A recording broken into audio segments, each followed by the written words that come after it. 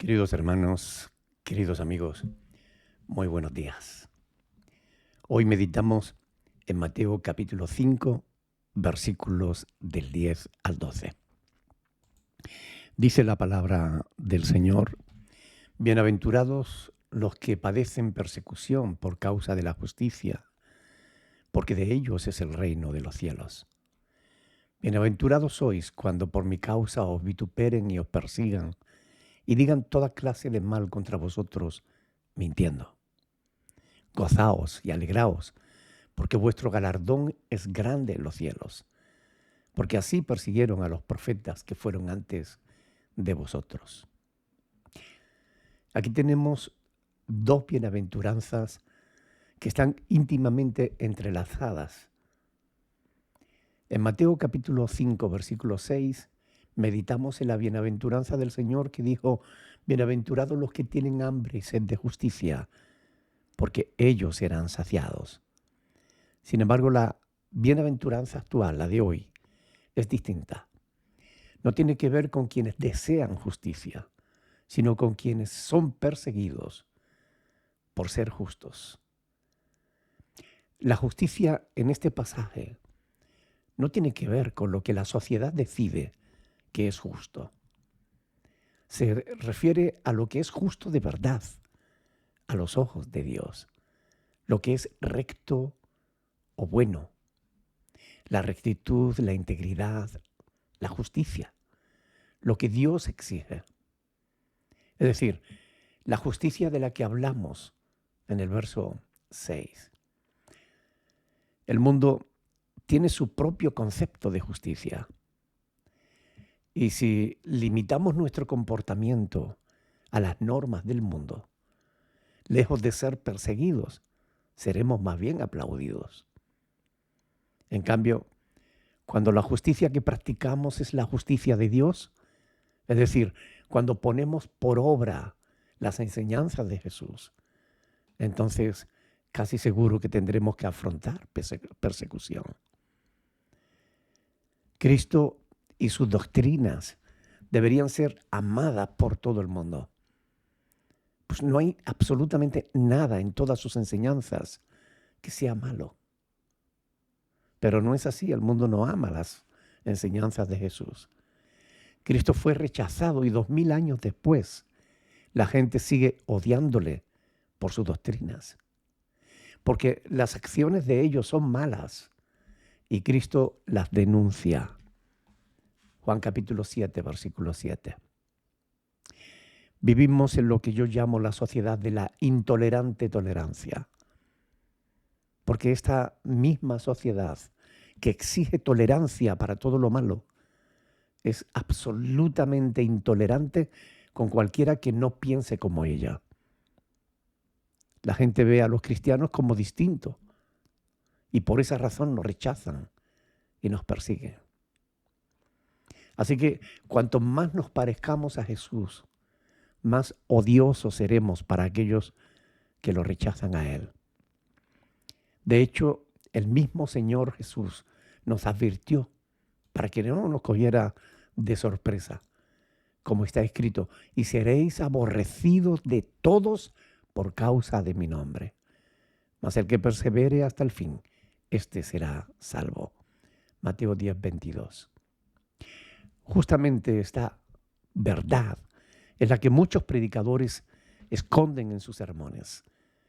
Predican falsamente que el seguir a Jesús les garantiza respeto, riqueza, bienestar, cuando realmente es lo contrario. El discípulo no es más que su Señor, ni el siervo. El discípulo no es más que su maestro, ni el siervo más que su Señor.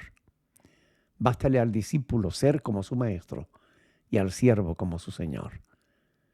Si al padre de familia llamaron Beelzebú, ¿cuánto más a los de su casa? Mateo 10 del 24 al 25. Pero la bienaventuranza no promete felicidad, ¿cierto? Así es, pero no aquí en la tierra, ni ahora, sino al final. Podríamos decir que Jesús estaba tratando de desanimar a algunos que pretendían seguirle por motivos erróneos.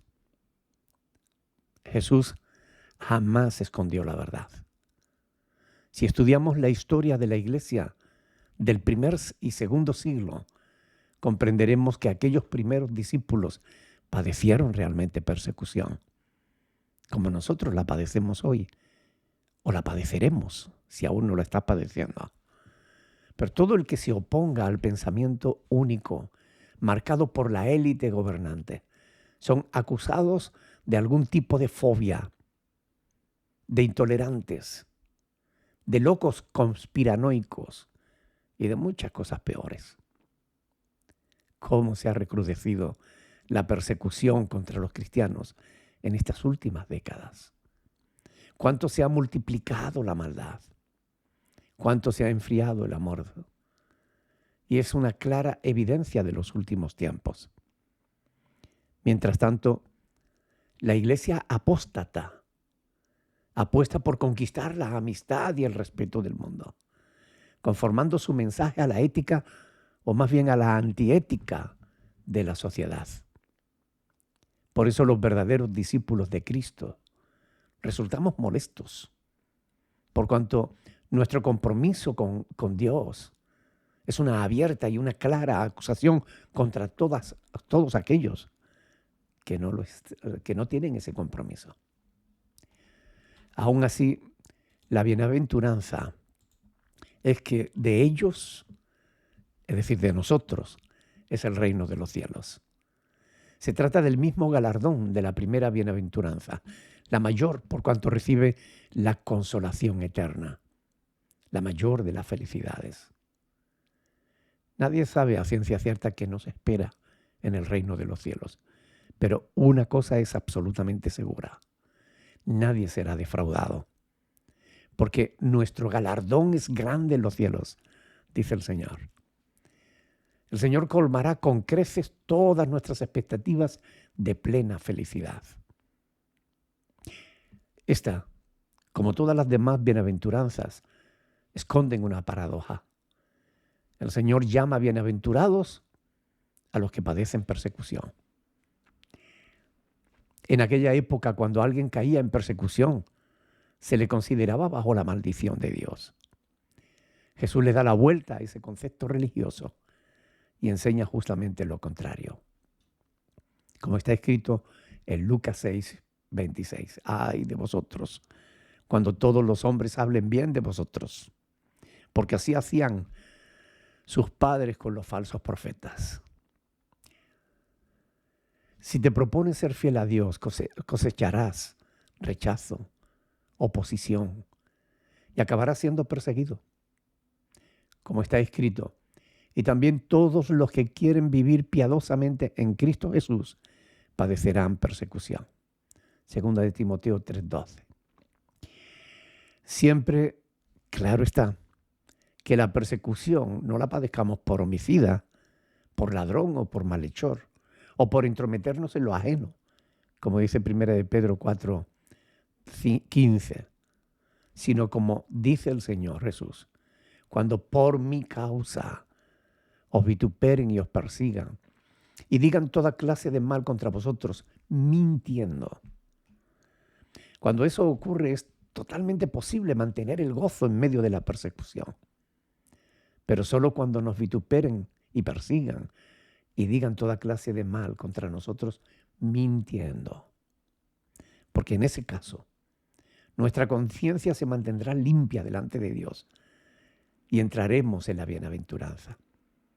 Así que ninguno de nosotros padezca como homicida o ladrón o malhechor o por entrometerse en lo ajeno. Pero si alguno padece como cristiano, no se avergüence, sino glorifique a Dios por ello, porque es tiempo de que el juicio comience por la casa de Dios. Y si primero comienza por nosotros, ¿cuál será el fin de aquellos que no obedecen al Evangelio de Dios? Y si el justo con dificultad se salva, ¿en dónde aparecerá el impío y el pecador?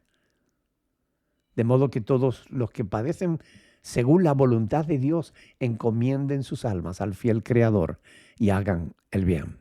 Primera de Pedro 4, del 15 al 19.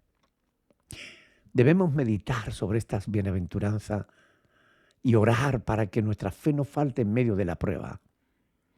Queridos hermanos y amigos, oremos que Dios nos ayude a soportar la persecución y las injusticias, porque nuestro es el reino de los cielos y los galardones que allí nos esperan.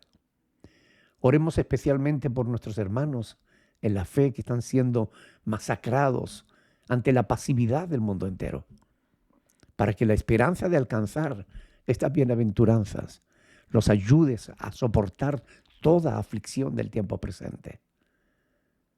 Disfruten de este hermoso día para la gloria de nuestro Señor Jesucristo.